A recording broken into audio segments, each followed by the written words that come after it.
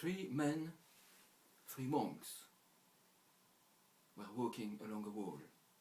Every day they would pass by there, on their way to their own business, without wondering what might lay on the other side. And I was telling this story the other day, and suddenly come to my mind, three monks.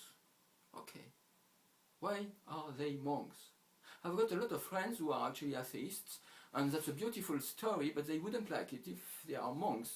And they don't really need to be monks for the story to work, so I started again.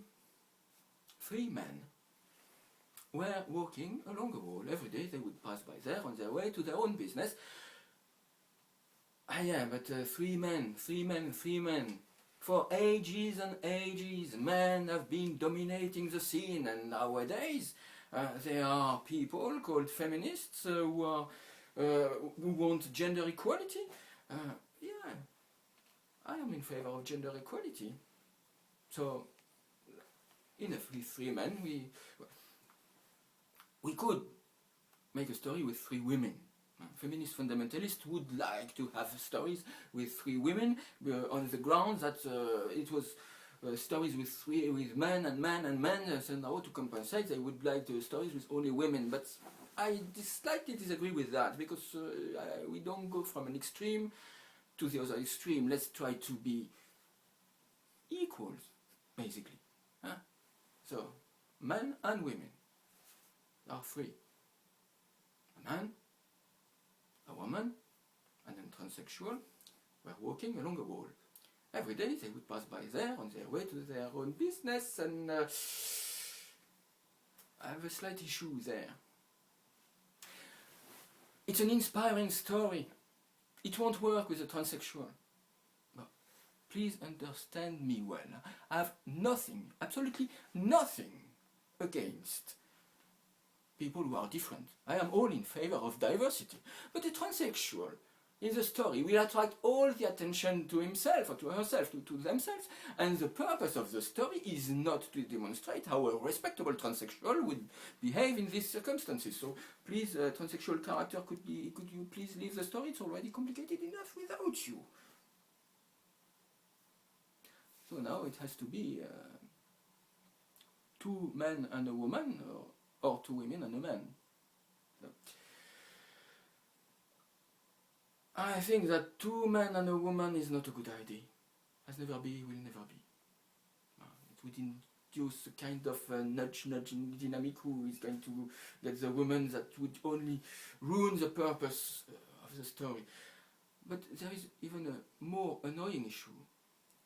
If you have only one woman in the story. As you know, it's a story, traditional story with three characters. And in these kinds of stories, usually two characters do wrong, and then the third one do right. And set the beautiful example. So there are two solutions. With only one woman, if she does right, the two men are wrong. And I completely disagree. I don't want to tell a story where women are right and men are wrong. No way. I want equality. But on the other hand, if the woman is wrong, we're falling back in the old sexist ages. That's not what I want either. So it has to be two women and a man. Lucky guy.